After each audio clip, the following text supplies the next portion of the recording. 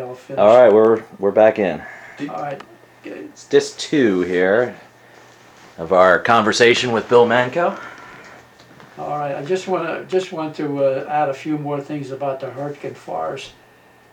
And when we were going through there, it was extremely cold, wet, and snowy. And maybe you can picture the GIs taking off their shoes, including me, in zero weather, with the instructions from our superiors to dry off your socks around the fire. So there we were, shoes off, feet bared, trying to get our socks dry so we wouldn't get frostbitten. And so what time of year is this? It was a very cold winter. It was in the winter 45, I guess, yeah. January or February? Yeah, about that. Okay. That was a very cold winter, I believe, that year. It was very difficult, and anyhow, they were concerned, you know, that an infantryman, which I was, travels on his feet, and his feet have got to be in good shape. But I remember some of the soldiers, it may be in jest and maybe serious, were sticking their feet up out of the foxhole and saying, "Go ahead, see if you can hit it." I mean, it was in a way, it's funny, but they were desperate. The Germans weren't that good at shooting somebody in the foot. I'm sorry, Uncle Bill, is that where you put your helmet on your rifle butt and stuck it out of your... No, that was another we'll get to that then. Yeah, another situation. I think that was back in France, where we came across a quarry, a stone quarry, and we were up higher and the quarry was down below, and we knew that the Germans were locked in there behind the stone piles, and the Germans would take their rifle, put their helmet on it, and then put it up, and we thought it was target practice. We were shooting our rifles down at these helmets, sometimes hitting them, and they were yelling back, "You missed, you missed," in broken English. And finally a major or a colonel came up and chewed us out something awful because we were wasting ammunition shooting at these helmets popping up out of the stone quarries. So they left and we left. Now, getting back to the Hurtgen Forest, after we left the Hurtgen Forest, and I'm not sure which came first, the city of Aachen or the Hurtgen Forest, but the city of Aachen was also a very, very difficult time for soldiers, because once you get into Germany, they did not wish to surrender whatever if they could fight, they would. And in this particular city, Aachen, there was a battalion of German soldiers who were suicide soldiers. They were determined to die before they would surrender their city. So the planes kept circling, our planes kept circling around and dropping leaflets telling them to surrender or be killed. They wouldn't surrender. We got the order to proceed into Aachen behind tanks, Patton's tanks, and I remember the town was almost completely obliterated. I don't know how anybody survived in that town. Anyhow, if we knew that there was a soldier in a house who wouldn't quit and was shooting at our troops, an American tank would come up and point its muzzle into the front door and blow that house to kingdom come. And that was the end of the sniper in that building. And that's how we would go from block to block, trying to rout the Germans out of the city of Aachen. I do remember in one case where I was in a house that was open and vacated,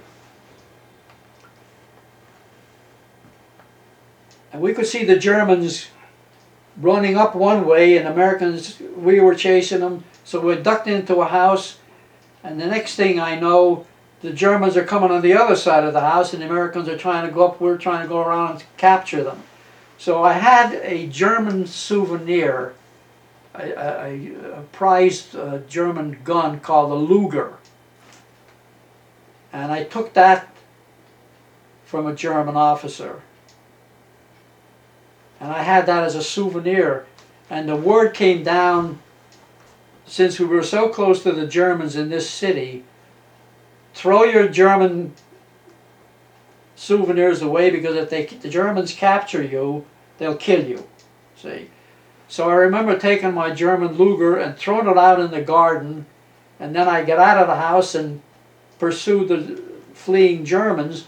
And after we routed them out of the city, I went back to this house where I thought it was and looked in the garden, and the gun was gone. Some other souvenir collector decided this was something to behold. But anyhow, those are little tidbits I remember. Another thing I remember, I had another gun that I was carrying. You were carrying whatever weapons you could to protect yourself. Was an Italian Cabaretta, I think it was called. And it was loaded. And I saw a German running past the house where I was. Is this a pistol or a pistol? A pistol? Yeah, a revolver. And I pointed the gun out the opening of the door, pulled the trigger, and it went click, click. That was another souvenir I left in the garden. It wasn't worth anything. That didn't work. So now, anyhow, Aachen was a very terrible place. It was terrible. I remember going into a bar there that was vacated, and we were so close to them that the German civilians who were in the bar left their money on the bar, and we were told, don't drink anything in this bar. It might be booby-trapped, it might be poison. But that did not stop the GIs. They decided this was time to celebrate, and they drank everything in sight. I did not. Not that I'm a holier than thou, but I decided, why take a chance? But I did pick up some of the German money, and I have shown that to my nephew Avery, which was $100 million mark, and I thought, I'm set for life. But it wasn't worth the nickel. Probably worth about 15 cents. I think it was worth the nickel. So anyhow. Did you ever have any close contact with a German soldier? Yes, I did. I had an incident in the Hurtgen Forest where I was on one side of a bush with my bayonet fixed, and on the other side of the bush was a German soldier, a young German soldier. How close was he to you? Well, arm's length? Yeah, 3 or 4 feet. He was on the other side of the bush, and we were both ducking bullets. And at one time we both got up at the same time. He looked at me and I looked at him, and we both went opposite directions. We didn't shoot each other, which was great. I appreciated that, and I'm sure he did too. He's probably telling the same story. Yes. So, you know, as far as combat is concerned, there's a lot of things that might be a misconception. You are not. The question was asked, how close was I to a German soldier or any enemy? In the hills of Sicily, we were pretty close because they surrendered to us, and we saw them in their foxholes and hideouts. So we got pretty close to them, the Italian soldiers. But most of the time, you're shooting from a distance. There was one time in Germany, I remember, we were in the woods, and then there was an opening in the woods, and there was a stream. On the one side of the woods were the Germans, and our troops were on the other side of the opening. And I remember the older German soldiers telling this young German soldier to go out and get water. And he had a container, and he looked like he was petrified. Nobody shot him. They felt sorry for him. And he was very lucky that he was able to get the water. And I think the Germans appreciated that we didn't shoot him. But we could have shot him very easily.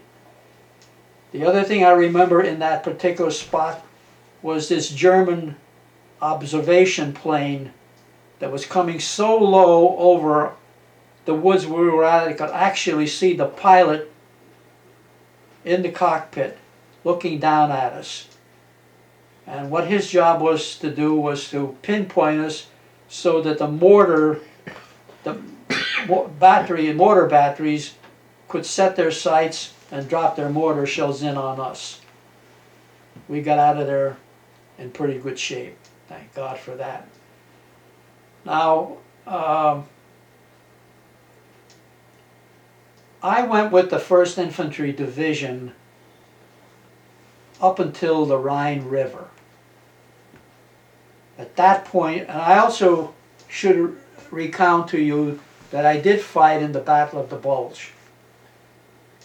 The Battle of the Bulge was so chaotic that you can't imagine how difficult it was. First of all, the Germans were trying to surround us, and we were told to retreat. Get out of there.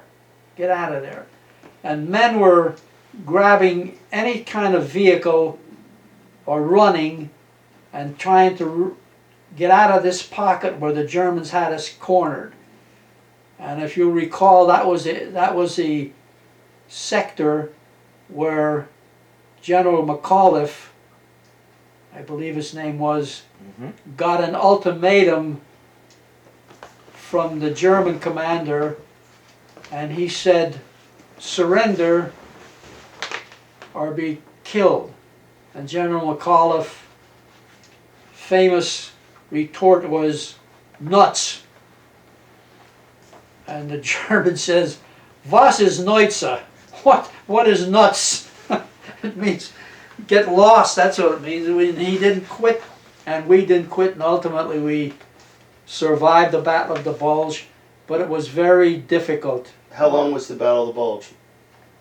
On for weeks. Was it weeks? It's actually several months, I believe, that Yeah. start to finish. Yeah, and the weather was terrible there. If you recall the news accounts of the Battle of the Bulge, the weather was snowy and very overcast, so that our planes could not get in and bomb the Germans in their positions. So it was more or less us against them. Was it on Christmas Day or New Year's Day or something like that?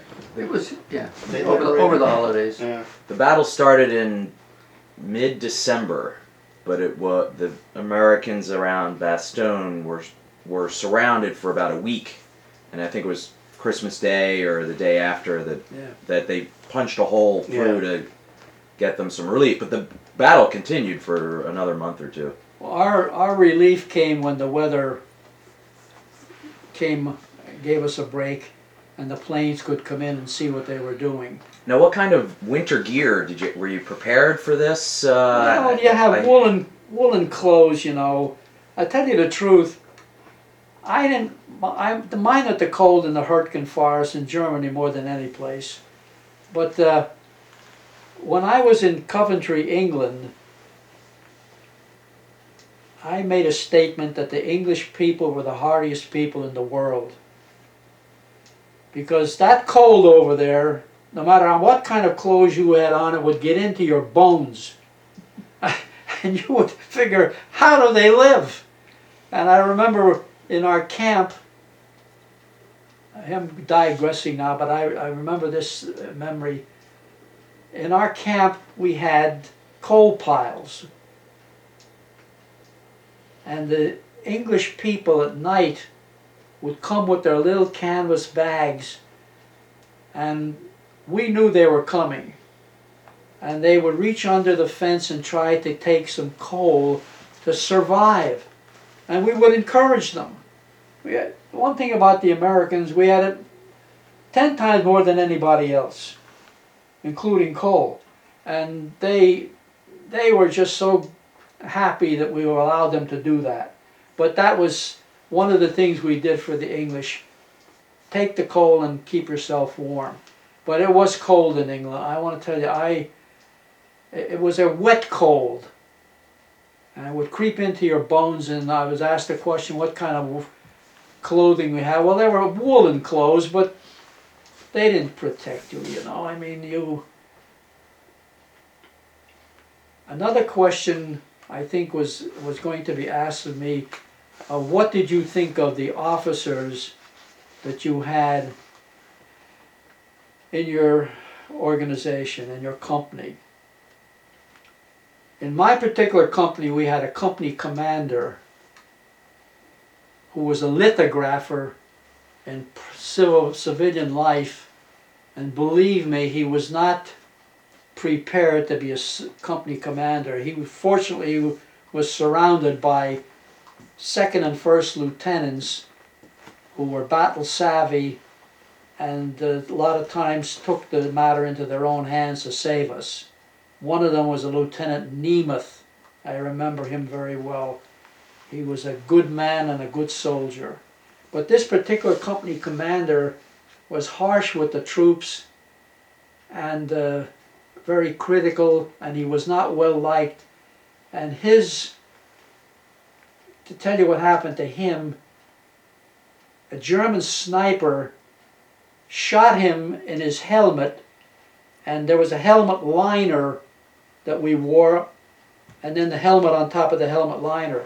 The bullet went around the helmet and helmet liner and came out the back of the helmet, saving his life. But he wound up, what shall I say, he became a nervous case. A little mentally ill, huh? Yeah, he had to be removed, and he didn't know where he was at. He wasn't hurt, Right. but the shock of being shot, and then when they showed him his helmet, you know, he just went to pieces, and we never heard what happened to him after that. That's pretty much about what I remember. I have some souvenir things there that... How about when you approached the German machine gun nest? You're talking about walking down the side of a road? Oh, yeah, yeah. Well, it was a tank. We were in this very close quarters in a village. It was. I'm sorry, Uncle Bill. It was towards the end of the war, correct? No, this is not. This is another story. Oh, gotcha. Something else. You've just brought my attention to this situation, how crazy you do things. But a German tank was coming up this village road at night, and he was trying to navigate up this rural road. And we were on the side of the road on a hill, just on an embankment, not a hill, an embankment. And we jumped on the tank, and we opened up the turret, and we dropped in hand grenades to disable the tank. And I do remember that very, very... How many guys were you with when you did that? About six of us. That was dangerous because the guy was swinging his turret gun around, you know, and if he would have got the right aim, we would have been history. But we got to him first, and that was another instance of close combat. Another incident I remember coming into Germany, starting to remember some of these things. We had a major, a big former football player who everybody loved him. He was the bravest soldier we ever met. And unfortunately for him, he had his helmet on, and on the top of his helmet he had his major's leaf, the gold leaf. And a German sniper, he was riding on a tank coming down this winding road into a German city, and we were following behind the tanks, and the German sniper shot him dead.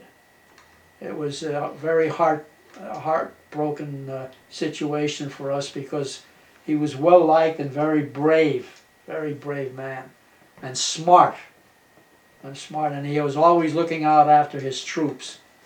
So he's one of the casualties that may never be recounted except for this little thing that I'm telling you, but he was a hero. And I don't remember his name, I wish I did, but he was a big son of a gun who was full of bravery and courage and generosity. Now, how being a replacement, how did the soldiers that had been with the First Division, because they started in North Africa in 1942 Right. and fought across North Africa. For you to come in Sicily probably would have been a different experience. The veteran soldiers didn't look too kindly toward us when we came in. They figured, what do these guys know? How are they going to help us? See? And a lot of times they were treated with disdain until they realized that we were fighting alongside them and we proved our mettle, and then we were accepted. But you're right, I mean, being a replacement, the veterans that outlasted the African campaign were real heroes.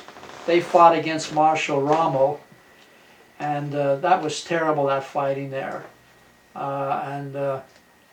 Those that survived the African campaign then became our mentors.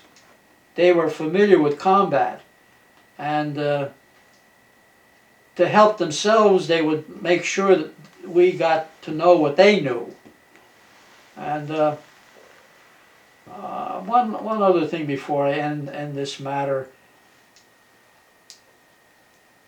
If you're under a bombardment and you're moving forward and you're facing the enemy and you see soldiers being shot down left and right of you and in front of you, it's a terrible experience. The only thing I can tell you, you have to trust in God. That's my feeling about it. After what I've been through, and my family knows this, only God could have taken me out of that situation and brought me home. Because many a good man was killed. One of the things that the veteran soldiers would say, look soldier, if that bullet has your name on it, there's nothing you can do about it. That's what they would say to us. If that bullet has your name on it, goodbye. And that was the veteran soldiers that came through the African campaign, that was their motto. That's how they faced the enemy.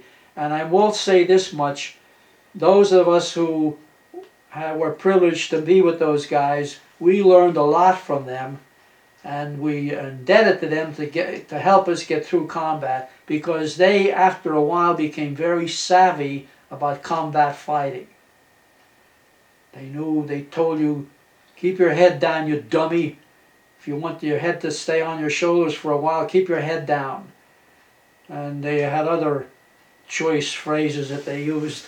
How about your dog tags? Did they tell you to tape up your dog tags like that? Yes. Yeah. Yes, the dog tags were taped so that they wouldn't rattle. Is that on, Joe? Yes, that looks good. Yeah.